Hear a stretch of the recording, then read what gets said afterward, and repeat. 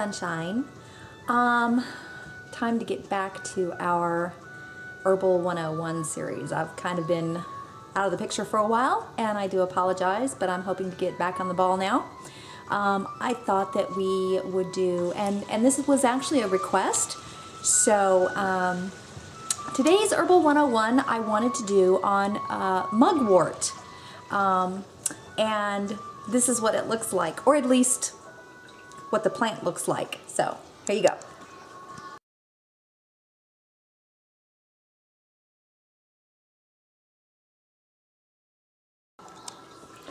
Okay, so very beautiful plant, but believe it or not, it primarily grows wild.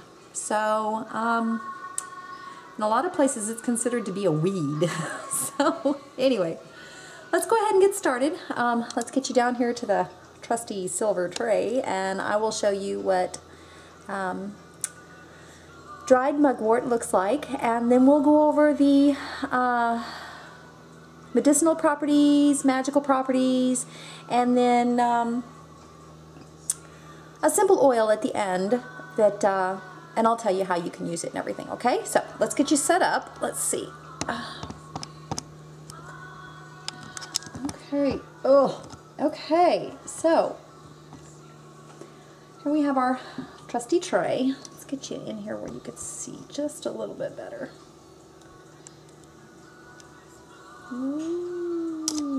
How's that? Does that work? Yeah? Okay. Okay. So, I'm still not happy. Bear with me. Okay, that's better. Now you can see. Okay. So, like I said, today we're going to go over the herb mugwort, or I believe it said Artemisia vulgaris. And I purchased mine from Mountain Rose Herbs. Of course, you can get it in many different places. It doesn't have to be purchased there. But this is the dried form. This is what it looks like. And it actually has the consistency of a rough cotton ball. So if you notice here, even though I'm picking up a pinch, do you see how it's sticking together? And it's not sticky, it's that it's like fluffy, cotton-like. So, but let's go ahead and put some out here on the tray so that you can see it. So you see how it kind of stood in that cute little clump there? Do you see that? You see the little clump? This is mugwort, and keep in mind that this is leaves, stems, and roots. All of them can be used. So, you know what? And before I go any further, I know that you're noticing my nails and they look like crap, and I wish that I was a tequila and that I had the talent to do my own nails, but I don't, and I will be going to get them soon. So, sorry about that. I've been doing some gardening, so I didn't want to mess them up and, you know, then, or go get them done and then get them messed up. Anyway, okay, so back to what we were talking about. This is mugwort. Like I said, it is the leaf, the stems, and the root all in one. And let's go ahead and go over some of the household uses that mugwort has. Now, this can be used, believe it or not, as an insect repellent or to drive away moths. So a little sachet of this hung in your closet will help to drive away moths. You don't have to add anything else to it. If you break it down as an oil and a skin-safe oil, it's a very, very good mosquito repellent. Now, some of the medicinal, well, of course, and you can also use it as an awesome floor wash. So, there's different floor wash recipes, but you can use mugwort in one of those or as an additive, and that will also help keep the bugs out of your house, which I'm not a real big bug person, so I really like that. Anyway, so some of the medicinal uses for mugwort is it's a very good trying to think of the word, anti-anxiety. It calms the nerves very well in different forms. It helps to ease menstrual bleeding in a tea with a little bit of ginger. It's basically a mild sedative in different forms. You can smoke this. You can use it in a tea. It is great for tincture properties. Another good thing that it's good for is a poultice. If you have a bruise that has come up on your arm, if you will mix a little bit of mugwort with a tiny bit of honey, no water, nothing else, and add that to the bruise and wrap it for an hour or so, it will actually reduce the purpling or the coloring. Now, it won't make the pain go away, but it will reduce the coloring of the bruise for you. So, in a tea, you can mix it with a little bit of ginger. It will actually reduce menstrual bleeding and can actually, if you are able to time this right, for any woman who is still having her menses. I'm sorry, bear with me. Ziggy, hush. Mommy's doing a video. Shh. Anyway, you can mix this with a little bit of ginger and a little bit of honey because it is a little bitter in a tea, and this will help to regulate your menstrual periods. Let's see, what else? I do need to give you some caution measures, though, when it comes to mugwort. Because of its calming effects and the way that it does affect the body, it is not recommended that you use this over an extended period of time for more than maybe a week. A week, then lay off of it for a few weeks. Then a week if you need to, then lay off of it for a few weeks. Or, you know, for a couple of days and then leave it alone for a week or so. And the primary reason for this is because it can cause liver damage, and it can also cause nervous damage. It can actually induce seizures over a long period of time. So another thing is, if you are pregnant or you are nursing, you should never internally take mugwort simply because of its sedative properties. But it is an awesome topical antiseptic because of its antibacterial and antifungal properties. So like I said, as a poultice, it works very good. Let's see. Some of its magical properties. Let's go over the magical properties. Now, it is a feminine herb, and it is associated with the earth element. So it works awesome in dream pillows. Now, let me explain what a dream pillow is. And you know what? I may even have one. I do. A dream pillow is a pillow that you put together with the herb, with you being able to smell the herb through basically a little pillow. You make a little pillow. And I can open and close this one. And it has the herb inside. And what you do is you put this in your bed, under your pillow or next to your pillow where you can smell this. And what it will do is it will help for astral travel, astral projection in your dreams. It causes lucid dreams, so it helps with spirit guide contact. You can also smoke mugwort, although I wouldn't recommend doing it a whole lot. You can smoke mugwort, and it has a calming effect to help you get to sleep. But doing it that way, and I have done it that way, I have found that caused my dreams to be nightmarish. They were really overwhelming. So although I don't recommend it, it can be done. Now, in saying that it can be burned, it makes an awesome incense base, especially for loose or cone incense. And you can go to Lady Grave Dancer's videos to find out how to make cone incenses. It is also great for smudging. If you have a coal disc, you can put a coal disc in something that you can carry around and light the coal disc, put the mugwort in the coal disc, and then, you know, smudge your house. This helps for ridding the house of evil spirits. It makes an awesome anointing oil. You can also put it in a sachet over the entrance to your home, and it's said to keep away bad spirits. So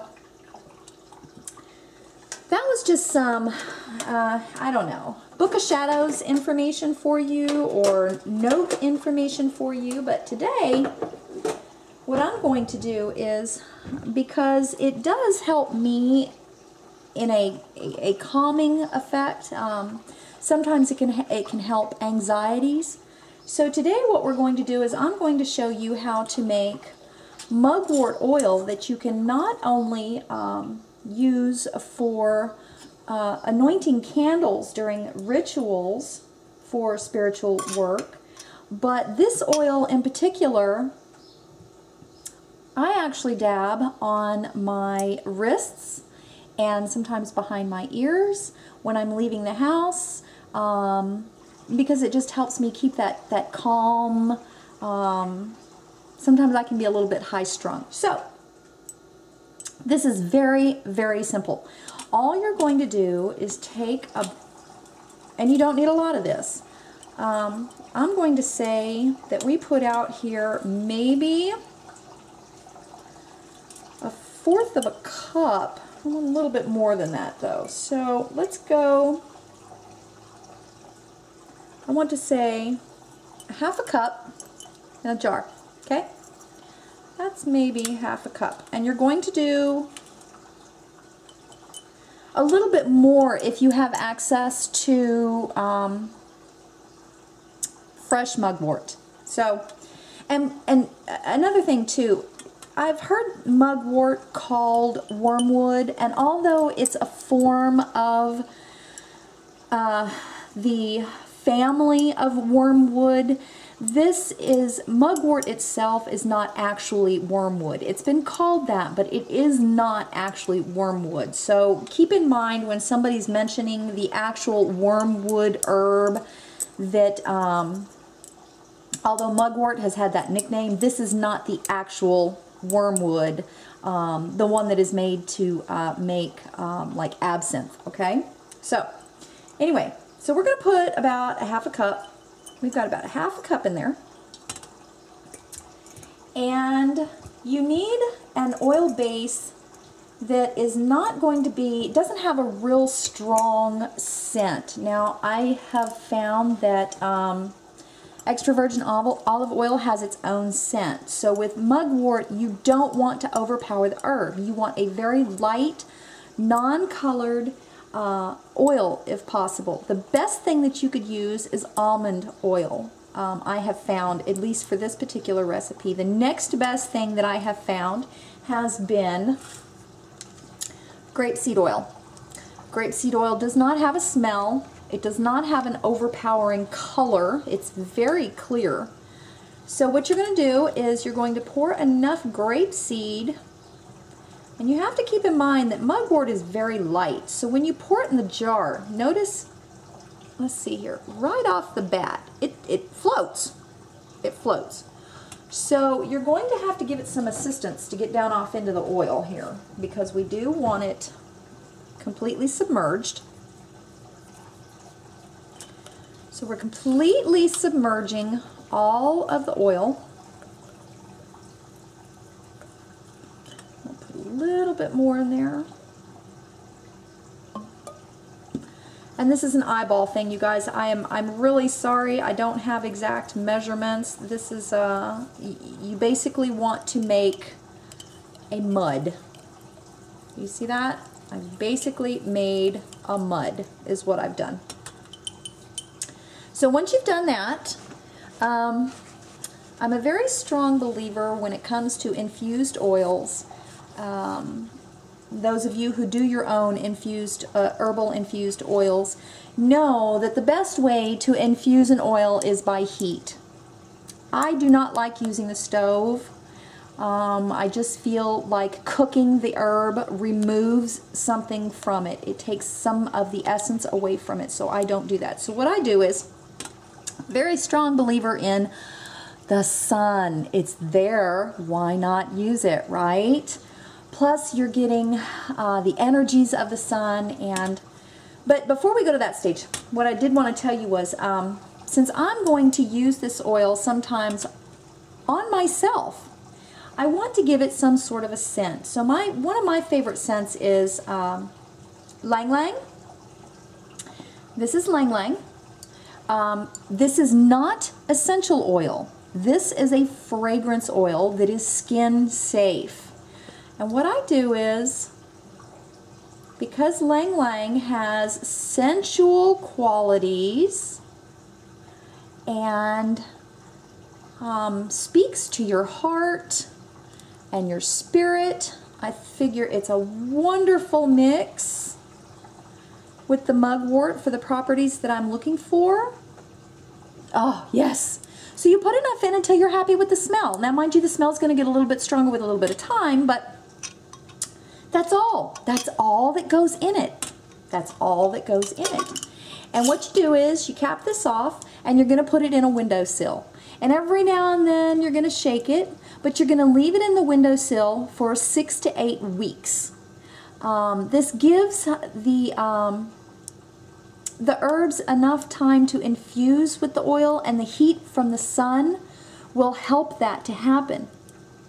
Then once you're all done, you would want to strain out your herbs. If you don't feel that it's strong enough, you can always strain out the herbs that are there, put the oil back in the jar, and add some more mugwort.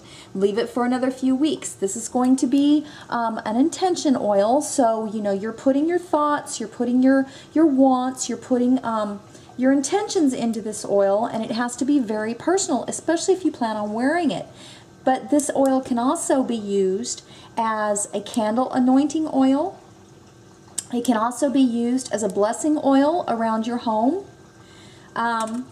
Once you've strained it out and you have the straight oil, then you want to put it in something different. I have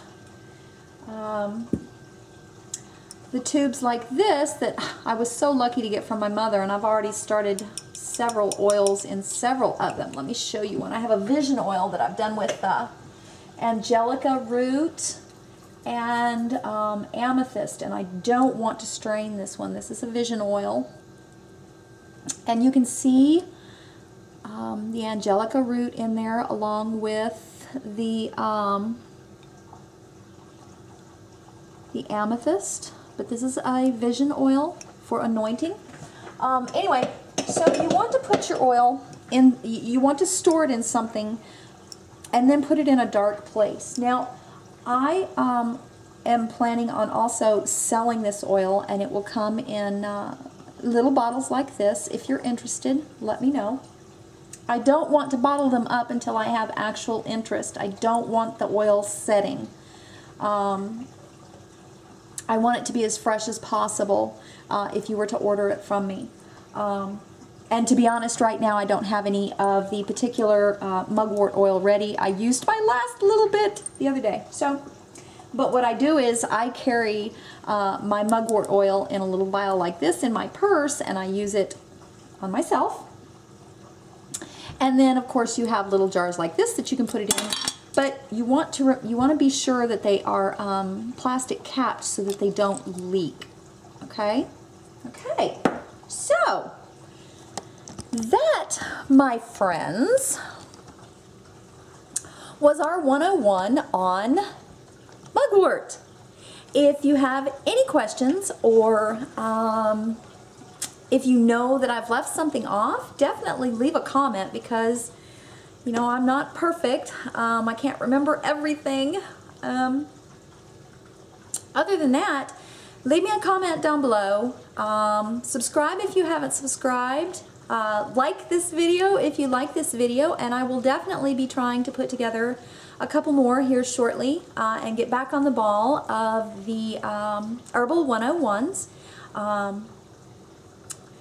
If you have a request for a specific herb that I haven't done, if you will inbox me, that way I can save that message someplace where I can refer back to it. That would really help me a lot. Other than that, I guess that's everything. I hope you enjoyed, and I guess we will be talking to you soon. Y'all have an awesome weekend, and take care. Bye-bye.